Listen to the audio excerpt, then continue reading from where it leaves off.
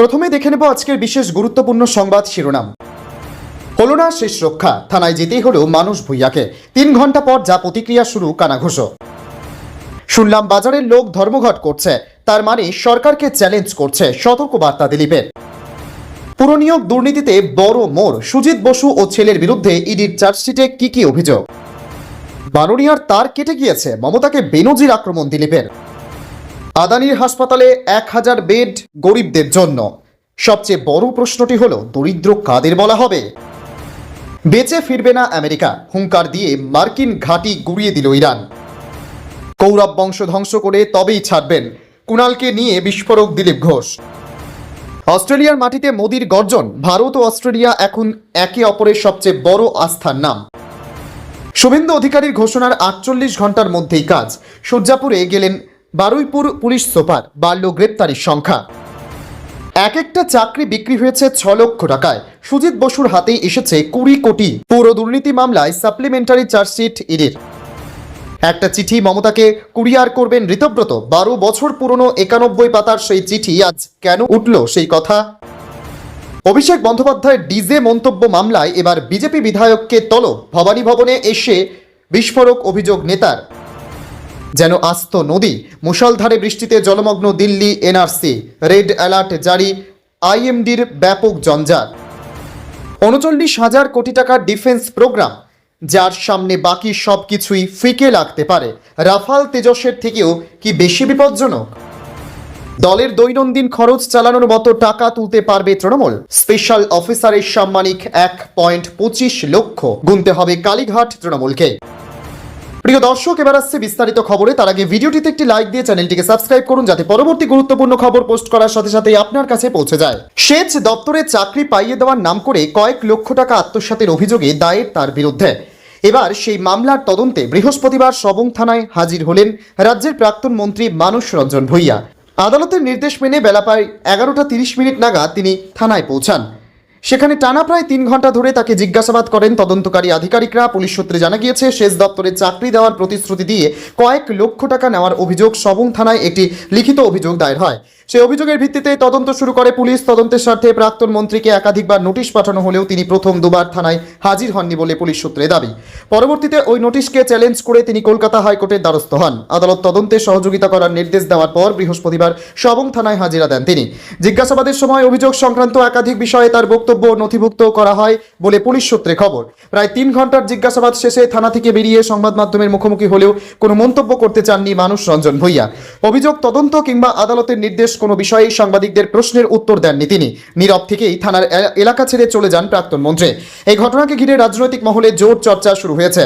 যদিও তদন্তের স্বার্থে জিজ্ঞাসাবাদের বিস্তারিত বা পরবর্তী পদক্ষেপ সম্পর্কে এখনো আনুষ্ঠানিকভাবে কোনো মন্তব্য করেনি পুলিশ। এ বিষয়ে ঘাটাল সাংগঠনিক জেলার বিজেপির সহসভাপতি অমূল্য মাইতি বলেন, কথায় আছে, পাপ বাপকে ছাড়ে না। দুর্নীতি যেমন করেছেন তেমনই শাস্তি হবে, আইন আইনের পথে চলবে। শুনলাম বাজারের লোক ধর্মঘট করছে, তার মানে সরকারকে চ্যালেঞ্জ করছে, সতর্ক বার্তা দিলীপের। সরকারকে চ্যালেঞ্জ, তাহলে কি হতে পারে? সতর্ক করলেন রাজ্যের মন্ত্রী দিলীপ ঘোষ। ডিম ছোড়া নিয়ে আগেই মন্তব্য করেছিলেন তিনি, এক প্রকার সমর্থনও করেছিলেন এই ডিম থেরাপিকে। এবার গরম গরম বার্তা দিলেন পঞ্চায়েত ও গ্রামোন্নয়ন মন্ত্রী দিলীপ ঘোষ। দিলীপ ঘোষ এদিন ডিম থেরাপির সমর্থন করে বলেন, বাঙালি বহুদিন পর একটা ভালো জিনিস আবিষ্কার করেছে। শারীরিকভাবে কারুর ক্ষতি না করে ডিম থেরাপি দিচ্ছে। নাম না করে কয়েকজন সাংবাদিককেও কটাক্ষ করেছেন এই বিজেপি নেতা। খড়গপুরের বিধায়ক বৃহস্পতিবার বলেন, ভুলভাল কিছু সাংবাদিক এখন ডিম খেয়ে যাচ্ছেন। অনেক সাংবাদিক ছিলেন তৃণমূলের ক্যাডারদের থেকে খুব ওবিডিয়েন্ট ছিলেন, তাদেরও ডিম ছোড়া হয়েছে। রাজ্যে পালাবদলের পর প্রথম ডিম থেরাপি শুরু হয় অভিষেক বন্দ্যোপাধ্যায়কে দিয়ে। সোনারপুরে ভোট পরবর্তী হিংসায় মৃত এক কর্মীর পরিবারে দেখা করতে যেতেই তাকে ধরে ডিম ছুটতে শুরু করে ক্ষিপ্ত জনতা। মারধর করা হয় সাংসদকে, সেই হেলমেট পরে বাঁচতে হয় তাকে। এরপর থেকে দেখা গেল তৃণমূলের লোকজন রাস্তায় বের হলেই ছোড়া হচ্ছে ডিম। আদালত যদিও এই কড়া নির্দেশ দিয়েছে, কিন্তু বাংলায় যেন কোনোভাবেই বন্ধ করা যাচ্ছে না। দিলীপ এদিন বলেন, একটি বাজারে একজন ডিম খেয়েছেন শুনলাম, তারপর বাজারের লোক ধর্মঘট করেছে। তার মানে সরকারকে তারা চ্যালেঞ্জ করছে। একজন দুষ্কৃতী তৃণমূল ক্যাডার, তাকে এই বাজারের সেক্রেটারি করে রাখা হয়েছিল। তার পাশে দাঁড়ানো মানে সরকারকে চ্যালেঞ্জ করা। এই ভুলগুলি করবেন না। পুরনিয়োগ দুর্নীতিতে বড় মোড়, সুজিত বসু ও ছেলের বিরুদ্ধে ইডির চার্জশিটে কি অভিযোগ? পদক্ষেপ নিয়েছে ইডি। রাজ্যের প্রাক্তন মন্ত্রী সুজিত বসুর বিরুদ্ধে পুরনিয়োগ দুর্নীতি মামলায় চার্জশিট জমা দিয়েছে তদন্তকারী সংস্থা। ইডি এর অভিযোগ, এই মামলায় প্রায় 250 কোটি টাকার আর্থিক লেনদেন হয়েছে। সুজিত বসু ছাড়াও তার ছেলে সমুদ্র বসু সহ আরও কয়েকজনের নাম রয়েছে এই চার্জশিটে। সুজিত বসুর বিরুদ্ধে কি অভিযোগ ইডির দাবি, পুরসভার চাকরি দেওয়ার নামে টাকা নেওয়ার ঘটনায় সুজিত বসুর বড় ভূমিকা ছিল। চার্জশিটে তদন্তকারী সংস্থা অভিযোগ করেছে, সুজিত বসু প্রায় 20 কোটি টাকা আত্মসাৎ করেছেন। তদন্তকারীদের দাবি, সুজিত বসু টাকার বিনিময়ে 340 জন চাকরি প্রার্থীর নাম সুপারিশ করেছিলেন। তাদের মধ্যে 284 জন চাকরির নিয়োগপত্র পেয়েছেন। প্রতি চাকরির জন্য গড়ে প্রায় 6 লক্ষ টাকা নেওয়া হয়েছিল বলে অভিযোগ ইডির।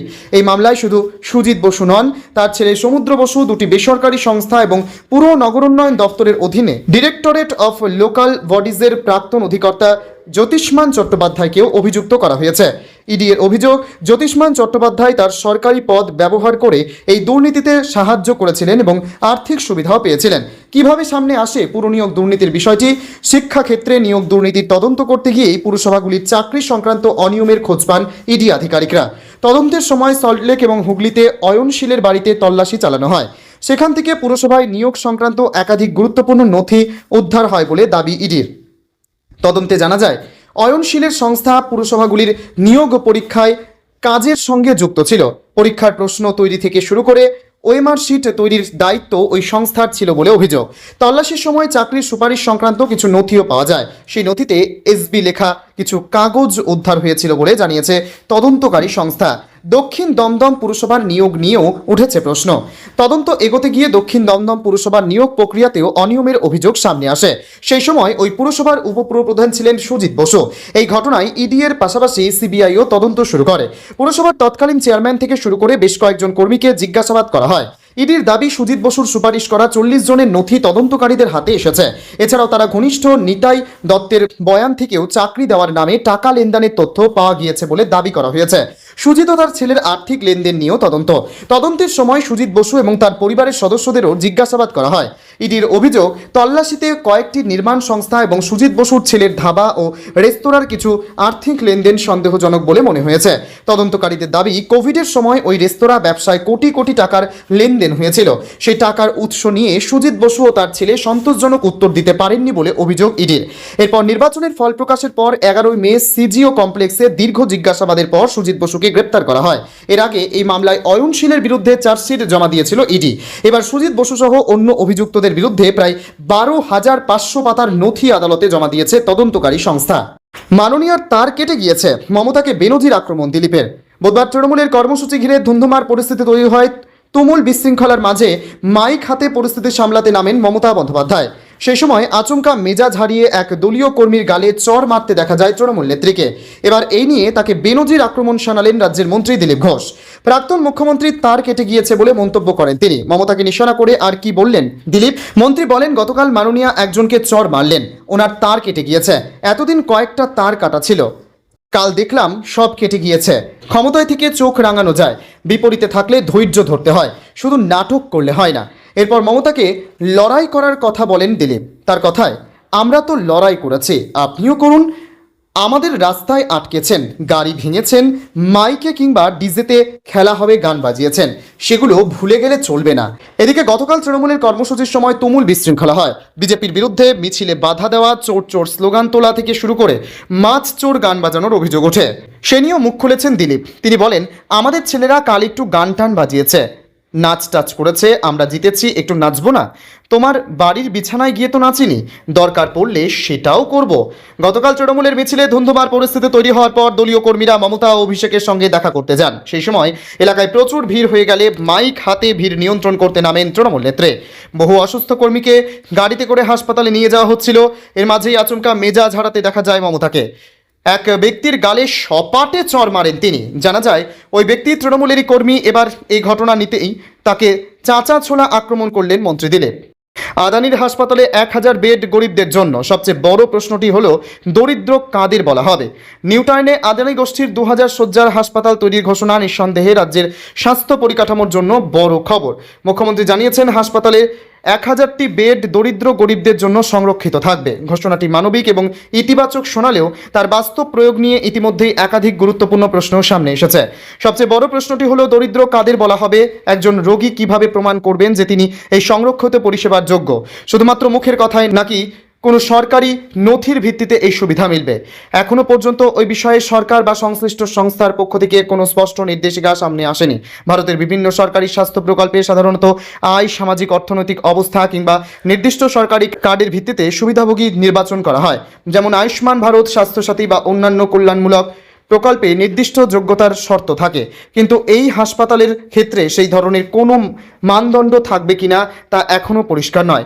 আরও একটি বাস্তব প্রশ্ন উঠে আসছে, যদি প্রতিদিন বহু রোগী নিজেদের দরিদ্র বলে দাবি করেন, তাহলে হাসপাতাল কর্তৃপক্ষ কিভাবে যাচাই করবে? আধার কার্ড, রেশন কার্ড, আয় শংসাপত্র, স্বাস্থ্যসাথী কার্ড নাকি অন্য কোনো সরকারি নথি দেখাতে হবে? কোনো যাচাই ব্যবস্থা না থাকলে ভবিষ্যতে অপব্যবহারের আশঙ্কাও উড়িয়ে দেওয়া যায় না। স্বাস্থ্য বিশেষজ্ঞদের একাংশের মতে, সামাজিক দায়বদ্ধতার অংশ হিসেবে বেসরকারি হাসপাতালে দরিদ্রদের জন্য শয্যা সংরক্ষণের উদ্যোগ অবশ্যই প্রশংসনীয়। তবে সেই উদ্যোগ সফল করতে হলে শুরু থেকেই স্বচ্ছ, লিখিত এবং সর্বজন গ্রাহ্য নীতিমালা প্রকাশ করা জরুরি। নচেত হাসপাতাল কর্তৃপক্ষ, রোগী এবং সরকারের মধ্যে বিভ্রান্তি তৈরি হতে পারে। আরও একটি প্রশ্ন গুরুত্বপূর্ণ, এই 1000 শয্যার রোগীরা কি সম্পূর্ণ বিনামূল্যে চিকিৎসা পাবেন, নাকি নির্দিষ্ট কিছু পরিষেবাতেই ছাড় থাকবে? শুধুই অস্ত্রোপচার, আইসিইউ, পরীক্ষা নিরীক্ষা সবকিছু কি অন্তর্ভুক্ত হবে, নাকি শুধুমাত্র বেডের খরচে ছাড় মিলবে? এ বিষয়েও এখনো পর্যন্ত কোনো আনুষ্ঠানিক ব্যাখ্যা দেওয়া হয়নি। ঘোষণা নিঃসন্দেহে আশাব্যঞ্জক, কিন্তু জনস্বার্থে ঘোষণার পাশাপাশি প্রয়োজন স্পষ্ট নীতিমালা। কারণ স্বাস্থ্য পরিষেবার মতো সংবেদনশীল ক্ষেত্রে অস্পষ্টতা ভবিষ্যতে বিতর্কের জন্ম দিতে পারে। তাই ভূমি পুজোর আগে যদি সরকার বা আদানি গোষ্ঠী যোগ্যতার মানদণ্ড, প্রয়োজনীয় নথি, সুবিধার পরিধি এবং আবেদন প্রক্রিয়া নিয়ে বিস্তারিত নির্দেশিকা প্রকাশ করে, তাহলে সাধারণ মানুষের আস্থা আরও বাড়বে। বেঁচে ফিরবে না আমেরিকা, হুঙ্কার দিয়ে মার্কিন ঘাঁটি গুঁড়িয়ে দিল ইরান। ইরানের প্রায় 90টি সামরিক লক্ষ্যবস্তু ধ্বংস করার দাবি করেছে মার্কিন central command. Black and white ফুটেজে দেখা গেছে আমেরিকার এয়ার স্ট্রাইকে গুঁড়িয়ে গেছে বিমানবন্দর ও মিসাইল লঞ্চার। কিন্তু এই হামলার পরেই পরিস্থিতি চরম আকার ধারণ করেছে। পাল্টা জবাব দিতে কুয়েত, বহরিন ও কাতারে অবস্থিত মার্কিন লক্ষ্যবস্তুগুলোতে হামলা চালিয়েছে ইরান। ইরানি সংসদের স্পিকার মোহাম্মদ বাগির গালিবাফ আমেরিকার উদ্দেশ্যে হুঁশিয়ারি দিয়ে বলেছেন, ধমক দিয়ে বা প্রতিশ্রুতি ভেঙে লাভ হবে না, এর চড়া মূল্য চোকাতে হবে। আমি স্পষ্ট বলে দিচ্ছি, আপনারা আক্রমণ করলে তার ফল আপনাদেরই ভোগ করতে হবে। অযথা হাত পা ছুড়বেন না, না হলে আরও গভীরে ডুবে যাবেন। ইরানের স্বাস্থ্য মন্ত্রকের দাবি, গত দুদিনে মার্কিন বিমান হানায় অন্তত 14 জনের প্রাণহানি হয়েছে। পাশাপাশি কৌশলগত স্টেট অফ হরমুজ নিয়ে তেহরানের সাফ কথা, এটি কেবল ইরানই নিয়ন্ত্রণ করবে। আমেরিকার হুমকির কাছে তারা নতি স্বীকার করবে না। একদিকে আমেরিকার সামরিক সতর্কতা এবং অন্যদিকে ইরানের এই ভয়ঙ্কর পাল্টা হুঙ্কার, সব মিলিয়ে মধ্যপ্রাচ্যে তৃতীয় বিশ্বযুদ্ধের কালো মেঘ ঘনিয়ে আসছে। একটা চাকরি বিক্রি হয়েছে 6 লাখ টাকায়। সুজিত বসুর হাতে এসেছে 20 কোটি। পুরো দুর্নীতি মামলায় সাপ্লিমেন্টারি চার্জশিট ইডির। পুরসভার নিয়োগ দুর্নীতি মামলায় তৃণমূলের প্রাক্তন মন্ত্রী সুজিত বসুর হাতে এসেছিল নগদ 20 কোটি টাকা। এবার চার্জশিটে এমনই অভিযোগ আনলো কেন্দ্রীয় তদন্তকারী সংস্থা ইডি। সুজিত বসুর গ্রেপ্তারের 60 দিনের মাথায় চার্জশিট পেশ করল ইডি। এদিন বিশেষ আদালতে সুজিত বসুর বিরুদ্ধে চার্জশিট জমা দিলেন ইডির আইনজীবী। চার্জশিটে অভিযুক্ত সুজিত বসুর পাশাপাশি তার ছেলে সমুদ্র বসু ও তার 2 সংস্থার নাম রয়েছে বলে সূত্রের খবর। এছাড়াও 186 পাতার মূল চার্জশিটে পুর ও নগর উন্নয়ন দপ্তরের তৎকালীন ডিরেক্টর অব ডিএলপি জ্যোতিষ্মান চট্টোপাধ্যায়ের বিরুদ্ধে অভিযোগ এনেছে ইডি। পুরসভা নিয়োগ দুর্নীতি মামলায় গত 11 মে গ্রেপ্তার হন রাজ্যের প্রাক্তন দমকল মন্ত্রী সুজিত বসু। দক্ষিণ দমদম পুরসভা নিয়োগে বিনিয়োগের অভিযোগে তাকে গ্রেপ্তার করা হয়। চার্জশিটে ইডির অভিযোগ, পুরসভা নিয়োগের গোটা দুর্নীতির ঘটনার মাস্টার মাইন্ড ছিলেন সুজিত বসু। পুরসভা নিয়োগ দুর্নীতি মামলায় 20 কোটি টাকা এসেছে সুজিত বসুর হাত ধরে, 3 কোটি টাকা এসেছে জ্যোতিষ্মানের হাত ধরে। চার্জশিটে ইডি দাবি করেছে, দক্ষিণ দমদম পুরসভার 340 জনের নাম সুপারিশ করেছিলেন সুজিত বসু। চাকরি প্রার্থী প্রতি সুজিত বসু 6 লাখ টাকা নিয়েছিলেন বলে চার্জশিটে অভিযোগ ইডির। পুরসভার নিয়োগ দুর্নীতি মামলায় এখনো পর্যন্ত 250 কোটি টাকার দুর্নীতির হদিশ মিলেছে বলে আদালত জানিয়েছে কেন্দ্রীয় সংস্থা তদন্তকারী। অভিষেক বন্দ্যোপাধ্যায়ের ডিজে মন্তব্য মামলায় এবার বিজেপি বিধায়ককে তলব। ভবানী ভবনে এসে বিস্ফোরক অভিযোগ নেতার। অভিষেক বন্দ্যোপাধ্যায়ের ডিজে মন্তব্যের প্রেক্ষিতে করা সিআইডির তদন্তে এবার নতুন মোড়। এই মামলায় সাক্ষী হিসেবে এবার তলব করা হলো গোসাবার বিজেপি বিধায়ক বিকর্ণ নস্করকে। বৃহস্পতিবার বেলা 11:15 নাগাদ ভবানী ভবনে সিআইডি দফতরে যান বিধায়ক। ডিজে মামলায় সাক্ষী হিসেবে তার বয়ান রেকর্ড করা হবে বলে সূত্রের খবর। ভবানী ভবনে ঢোকার সময় বিজেপি বিধায়ক জানান, গত 4 মে ভোট গণনার দিন তার গাড়ির ওপরে হামলার ঘটনা ঘটেছিল। তিনি আক্রান্ত হয়েছিলেন বলে দাবি করেছেন গোসাবার বিধায়ক। অভিষেক বন্দ্যোপাধ্যায়ের ডিজে মন্তব্যের জেরে ওই হামলা বলেই মনে করছেন তিনি। এ বিষয়ে বিস্তারিত তথ্য জানতে তার সঙ্গে সিআইডি কর্তারা কথা বলবেন বলে জানা গিয়েছে। এর আগে 2 জুলাই তৃণমূল বহিষ্কৃত মুখপাত্র রিজু দত্তকে ডেকেছিল সিআইডি। ডিজে মন্তব্য মামলার আপডেট। 8ই জুলাইও কণ্ঠস্বরের নমুনা জমা দিতে গড়হাজির ছিলেন অভিষেক। সিআইডির আবেদনের পরেই করা পদক্ষেপ বিধাননগর আদালতের। এবার তৃণমূল সাংসদকে আলটিমেটাম দিল কোর্ট। কণ্ঠস্বরের নমুনা সংগ্রহ করতে 18ই জুলাই তৃতীয়বার তলব করা হলো তাকে। বুধবার আদালতের নির্ধারিত সময়ে অভিষেক হাজিরা না দেওয়ায় আদালতে সরকার ও সিআইডির তরফের আইনজীবীরা জানান, অভিষেক বন্দ্যোপাধ্যায়কে বারবার তলব করা হলেও তিনি হাজিরা দিচ্ছেন না। নির্ধারিত সময়ে কণ্ঠস্বর বিশেষজ্ঞ তদন্তকারীরা আদালতে এসে অপেক্ষা করছেন, তারপর ফিরে যাচ্ছেন। বারংবার আদালত অবমাননার অভিযোগে অভিষেকের বিরুদ্ধে কড়া পদক্ষেপের আবেদন জানায় সিআইডি। এরপরেই অভিষেককে তৃতীয়বার হাজিরার নির্দেশ দেয় বিধাননগর আদালত।